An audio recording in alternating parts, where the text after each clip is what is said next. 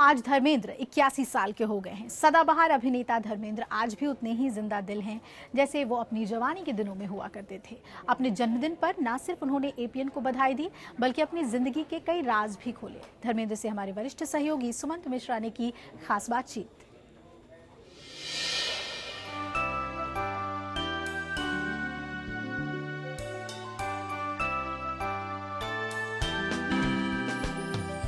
APN के दर्शकों को मैं जी जान से प्यार देता हूँ।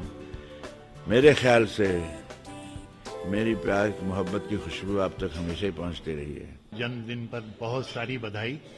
और धर्मपा जी, आप तो एक इंस्टीट्यूट हैं हिंदी फिल्म इंडस्ट्री में।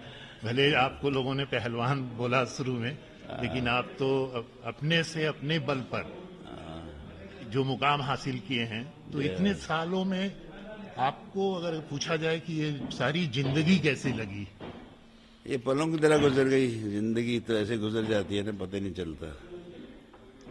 तो इसको जिंदगी की सबसे बड़ी कामयाबी आप किसको मानते हैं?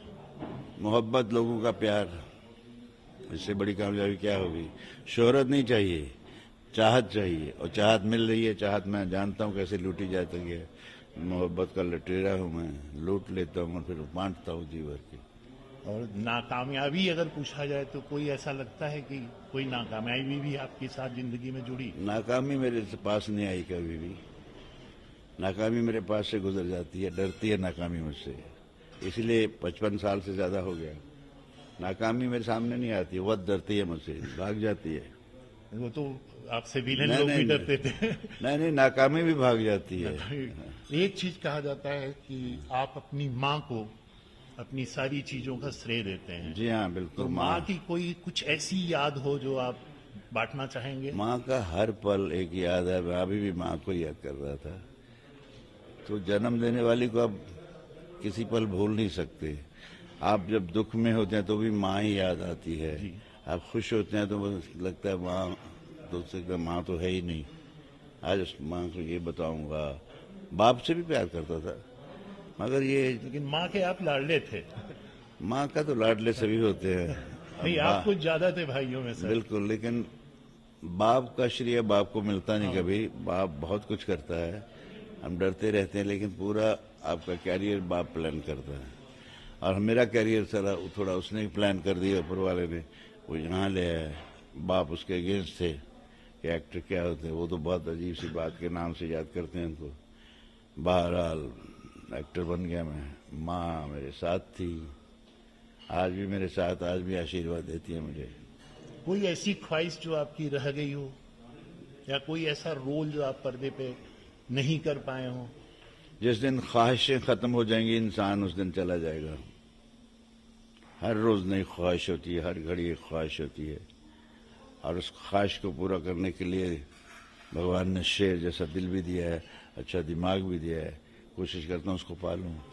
एक चीज थोड़ा सा हटके है, आप राजनीति से भी जुड़े रहे हैं, सांसद भी रहे हैं जी। अभी जो नोटबंदी का फैसला प्रधानमंत्री ने किया है, ये इसमें मुझे, ना तो मैं पॉलिटिक्स के बारे में बात करूंगा, ना नोटबंदी के बारे में बात करूंगा। आज मेरा जन्मदिन है, तो अच्छी बात कीजिए, खुशी की बात कीजिए। ये भी खुशी की बात है जो हो रहा है, सब कुछ हो रहा है देश में। ऐसा कुछ नहीं है। हमारे जो लोग हैं थोड़ी सी बात से बहुत दुखी हो जाते हैं, और थोड़ी सी खुशी से बहुत खुश हो जाते हैं। हम हिंदुस्तानी ऐसे ही हैं।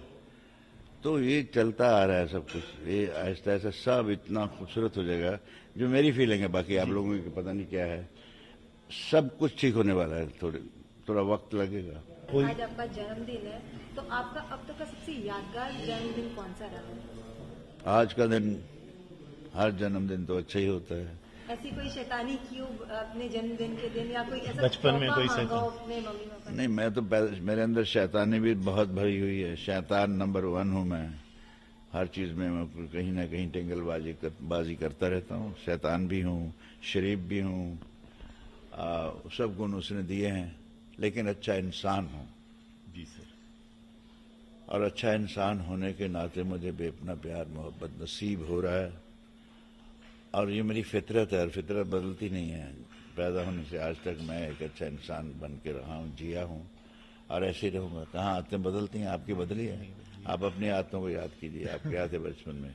कोई भी आदतें बदलती नहीं यार। मुझे ये मेरी फितरत है, मोहब्बत, इंसानियत, और उसके के बलबूते पे मैं चल रहा हूँ आज भी। एक अंत में ज्यादा समय नहीं लूंगा, कोई एक शायरी जो आज आप बोल दें हमारे लिए। बोल देता हूँ।